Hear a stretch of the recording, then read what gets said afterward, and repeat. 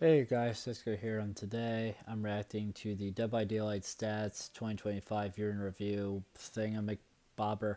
I always kind of enjoy looking at these just because they're interesting. It's interesting for me to see like the numbers and stuff that they want to share and whatnot. I will say I wouldn't be surprised if these numbers are lower than past years, the tail just because ever since the Walking Dead chapter released here in 2025, I felt like it's kind of gone downhill a little bit. Right, like I feel like they've really dropped the ball, and it kind of felt like they never fully recovered from dropping the ball as hard as they did. I know they kind of acted like they were going to try to and whatnot. Fair enough, I suppose, but it kind of felt like they never did recover.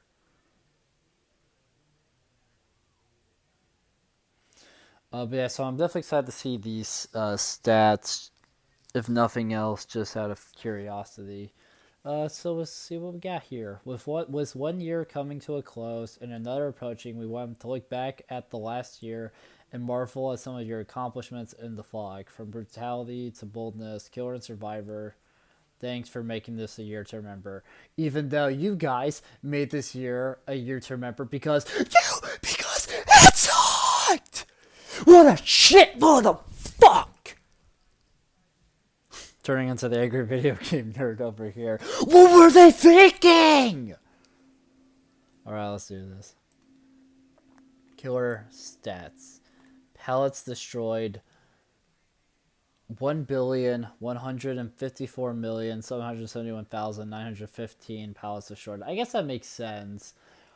It's interesting because not all players do drop pallets. Some do, some don't. Some killer players try to play around the drop pallet, others don't. It's kind of an interesting.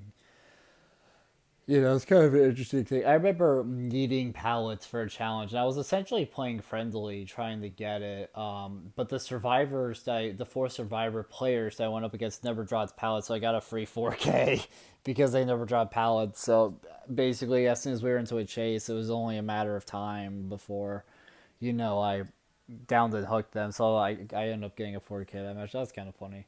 I forget how many years ago that was. It was a lot. Chases initiated 5,173,048,429. I feel like these numbers are probably quite a bit lower than past years. Again, partly because of what I said. Like when the Walking Dead chapter happened and pissed everybody off, and then they kept dropping the ball there for the rest of July and August, especially. They were just constantly dropping the ball so hard that they essentially had to do like an apology video. Um, and then that ended up, and not of course a lot of people were pissed about that, and then the PTBs we got in November, and the other one was like September or October, somewhere in there. It just did not help things at all. They really dropped the ball hard. Survivor sacrifice 596,505,535.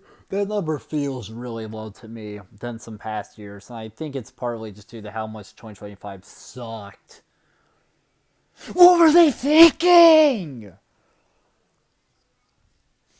Starting with killers, your passion for destruction this past year was unmatched. Pallets hated to see you coming, and survivors, they could run. But they sure couldn't hide if those chases totally are anything to go. If those chase totals are anything to go off of. So those are the killer stats. These survivor stats. So pallets dropped were 1,511,799,144. Jets completed 945,406,423. Totems cleansed 151,553,101. On the other hand, all of you survivors sure did keep busy, whether you were zeroing in on repair duty or creating an unholy mess for the entity to pick up after. You definitely made your mark on your trial. Interesting. General stats. So matches played was 256,359,091. That feels hella low. I'm talking hella low. That number feels so hugely low to me compared to how much I think probably have happened in like only a couple of years ago. That I feel like that number is like super low. And if I'm right about that, then yeah, that I feel like that really does show how much they fucking suck this year. What a shitload of fuck. So God, this year fucking sucked with DVD. They dropped the ball so hard and just never recovered. What were they thinking?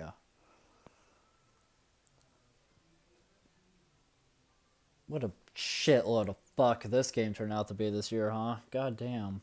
Most sacrifices, the Huntress, which doesn't fully surprise me because Nurse players and Blight players, just as an example, yes, those are like top tier killers, but there's really not that many of them due to how complicated their killers are. Like, I basically can't play either of them.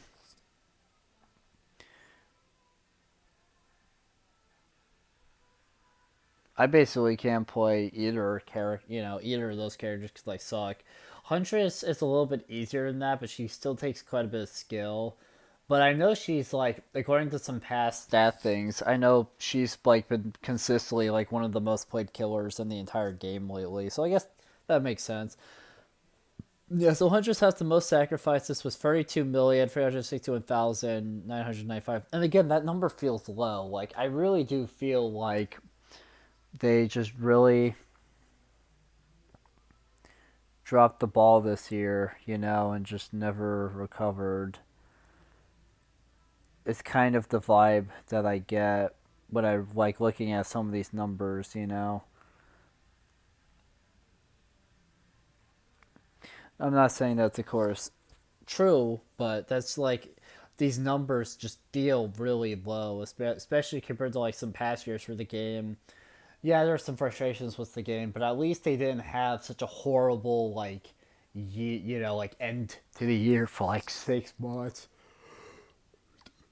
So with the previous years, most trial visits was Sable Wards with 77,947,995, and I guess that makes sense. Me and Orange played a little bit of Bone Chill together fairly recently, and yeah, we found like a good amount of Sables when we played. Sable was probably uh, the survivor we saw the most. I guess that makes sense because I feel like a lot of Sable's appeal is the fact that her design is somewhat like gothic-y, and I have seen a lot of things online of this like sort of gothic like mommy trope thing where people just seem to love like girls with that stereotypical like goth style a lot lately. I think that's been a thing for a while, but like especially lately, I feel like I've seen a lot of like stuff online of it, which is interesting just to think about. So I wonder if maybe that's why Sable is so popular, is maybe for that reason. All this said, we've had a blast watching you react and adapt to every new twist and turn this year. Thanks for joining us on this journey, and here's to another stellar year of Dead by Daylight. And hopefully it'll be better, because if they drop the ball again, that's going to be rough. So I'm hoping.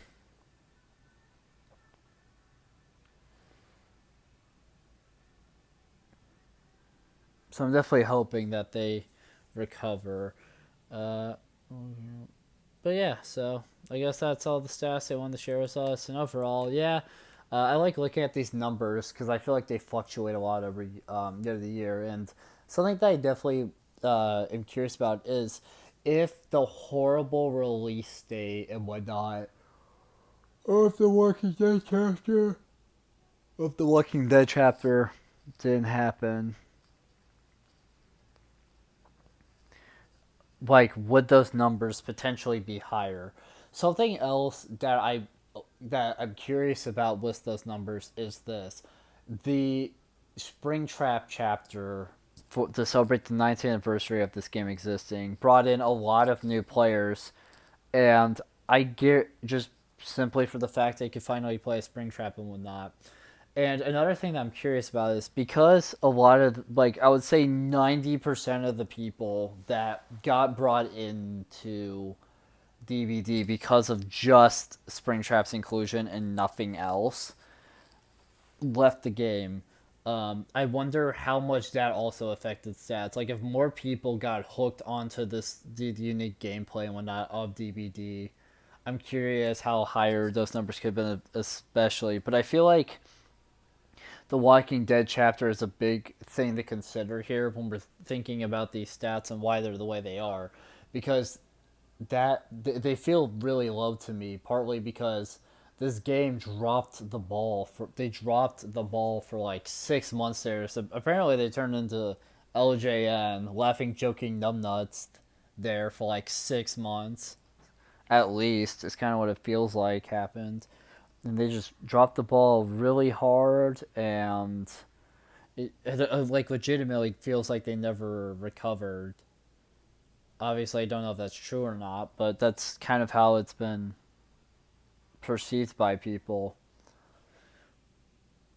But yeah, I would say I'm anxiously optimistic for 2026 in this game. I feel like to some extent they're aware of the problems. They're aware of the fact that 2025 was so horrible for so many. I think they're aware that they dropped the ball hard. And 2026 is going to be, I feel like 2026 is going to be a very important year for them. If they continue to drop the ball, and continue to have problems, continue to not get bugs fixed and whatnot, then I feel like it's possible that even more people are going to stop playing. They're probably going to um, have like more issues. But if they're able to do a lot, get a lot of good changes out in 2026 and a lot of good updates and whatnot, potentially, you know, potentially like everything will work out. I feel, but I don't know if it will or not yet. We will have to find out when as the year goes on. But yeah, so thank you guys so much for watching this video. If you liked it, make sure to like, comment, subscribe, share the video, ring the bell, do all the aggregate garbage. It helps us out a lot. It means a lot to us. And I'll see you guys in the next video. Bye.